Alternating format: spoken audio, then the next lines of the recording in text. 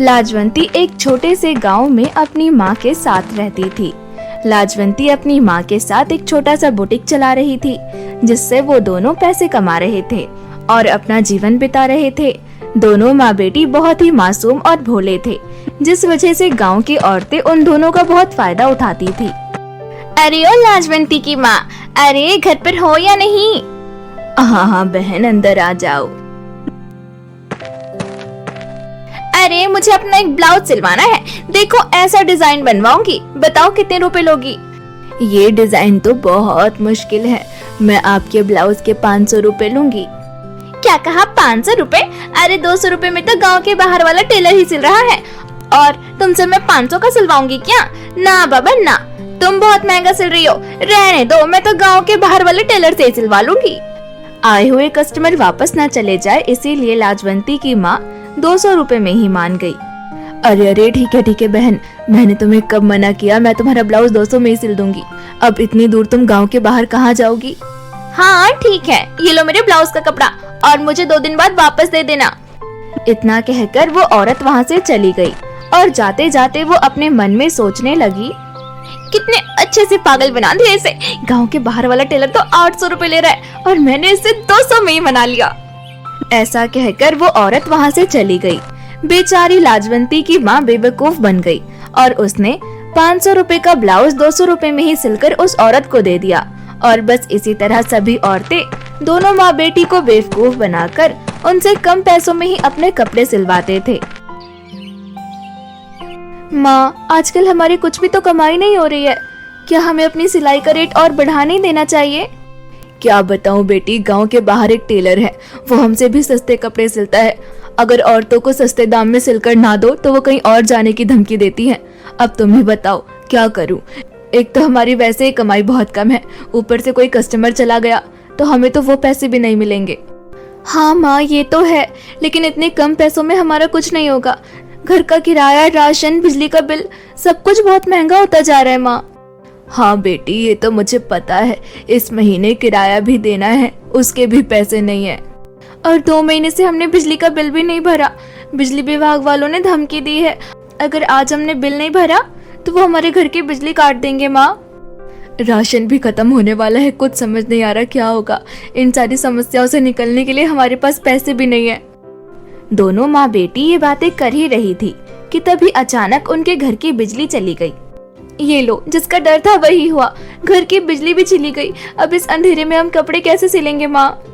ऐसा करते हैं, अपनी मशीन को आंगन में रख लेते हैं, जिससे सूरज की रोशनी तो आएगी, हमें सब साफ दिखेगा। और रात को क्या होगा माँ? हम तो रात भर कपड़े सिलते हैं, दिन में तो सूरज की रोशनी से हमारा काम हो जाएगा, लेकिन रात में चांद की चांदनी में हम कपड़े नहीं सिल पाएंगे माँ। जब तक बिजली बिल के पैसे नहीं आ जाते तब तक हम लोगों को दिन में ही सिलाई करनी होगी। अब इसके अलावा मैं और कुछ नहीं कर सकती। हाँ माँ ठीक है, अंधेरा हो गया है माँ, मैं खाना बना देती हूँ। उसके बाद घर में जो भी बचा कुचा राशन था, लाजवंती उससे अपने और अपनी माँ के लिए खाना बना देती है, जिसे खाकर दोनों माँ बेटी सो गए। उन्हें ये भी नहीं पता था कि अब अगली सुबह वो लोग क्या खाएंगे। अब अगली सुबह दोनों माँ बेटी उठे, उनके पास खाने को कुछ नहीं था। सुबह के नाश्ते में दोनों माँ बेटी पानी पीकर अपने काम पर लग गए और सबके कपड़े सिलने लगे। अरे लाजवंती, मेरा सूट सिलाया नहीं? हाँ मोनिका, मैंने तुम्हारा सूट सिल दिया है, ये लो ले जाओ और इसके पैसे दे दो। अरे हाँ, पैसे तो दे दूंगी, मैं कौन सा तुम्हारे पैसे लेकर भाग रही हूँ। अभी मेरा सूट मुझे दे दो, तो मैं कल आकर पैसे देती हूँ। उसके बाद लाजवंती मोनिका का सूट उसे दे देती है। ऐसे ही दिन बीता। अब अगला दिन शुरू हुआ। सुबह से शाम हो गई और फिर रात से फिर अगला दिन, लेकिन मोनिका अभी तक पैसे देने नहीं आई। माँ, मोनिका ने तो अभी तक पैसे नहीं दिए, अब हमारा क्या होगा? 2 दिन हो गए हैं, घर में बिजली नहीं आई, खाने को कुछ नहीं मिला, 2 दिन से बस हम पानी पीकर सो रहे हैं। मुझे बहुत भूख लगी है माँ, शरीर बहुत कमजोर हो चुका है। मैं समझ सकती हूँ बेटी, मुझे माफ कर दे। अगर आज मैं अमीर होती तो तू भी अमीर होती, तुझे ऐसे दिन ना देखने पड़ते और ना ही इतने दिन भूखा सोना पड़ता। सारी गलती मेरी है। नहीं नहीं माँ, आप ही कैसी बातें कर रही हैं? आप अपने आप को दोष मत दो, ये सब तो विधि का विधान है, जो होना था वो तो हो गया। अब उसे कोई बदल तो नहीं सकता, लेकिन जो होने वाला है उसे ठीक तो किया जा सकता है ना माँ। लेकिन कैसे बेटी, लोग तो हमसे मुफ्त में ही कपड़े सिलवाते जा रहे हैं, सब हमारी मासूमियत का गलत फायदा उठा रहे हैं। हाँ माँ, आपने बिल्कुल सही कहा। तभी उनका मकान मालिक भी वहाँ आ गया। अरे तुम दोनों माँ बेटी इस महीने भी मेरा किराया दोगी या नहीं? मालिक जी, आप तो देख ही रहे हैं, हमने बिजली का बिल भी नहीं भरा, जिस वजह से हमारी लाइट चली गई। हमारे पास एक भी रुपए नहीं है, हमें कुछ समय की मोहलत दे दीजिए ना। अरे नहीं, या तो मेरा किराया दो या तो घर खाली करो। तुम दोनों माँ बेटी के नाटक मुझसे और नहीं देखे जाते। बहुत हो गया तुम दोनों का, आज के आज खाली करो मेरा घर, या तो 3 महीने का किराया दो। ऐसा कहकर मालिक दोनों माँ बेटी को घर से बाहर निकाल देता है और तो और उनका सामान भी जब्त कर लेता है। हे भगवान, अब हम कहाँ जाएंगे? कुछ समझ नहीं आ रहा, अब हमारा क्या होगा? कोई बात नहीं माँ, चिंता मत करो, भगवान पर भरोसा रखो, कुछ ना कुछ हो ही जाएगा। सब कुछ ठीक हो जाएगा ये सोचकर दोनों माँ बेटी दर दर भटकने लगे। काफी दिनों से कुछ ना खाने के कारण दोनों की हालत बहुत खराब हो चुकी थी और अब उनमें चलने की हिम्मत बाकी नहीं थी। दोनों माँ बेटी एक पेड़ की छाया के नीचे बैठ गए और तभी लाजवंती की माँ रोने लगी। जिस पेड़ के नीचे दोनों माँ बेटी बैठे थे, उसी पेड़ के ऊपर एक भूतनी भी थी। रोने की आवाज सुनकर उस भूतनी की नींद खुल गई और वो उन दोनों माँ बेटी के पास आकर बोली, तुम दोनों कौन हो और मेरे पेड़ के नीचे क्या कर रही हो? तुम दोनों ने मेरी नींद खराब कर दी। दोनों माँ बेटी भूतनी को देखकर घबरा गए, लेकिन अपने दुखों के आगे उन्हें भूतनी का चेहरा डरा ना सका। क्या बताओ भूतनी जी, हम लोग बहुत मुसीबत में हैं। ऐसा कहकर लाजवंती की माँ भूतनी को सारी कहानी बताती है।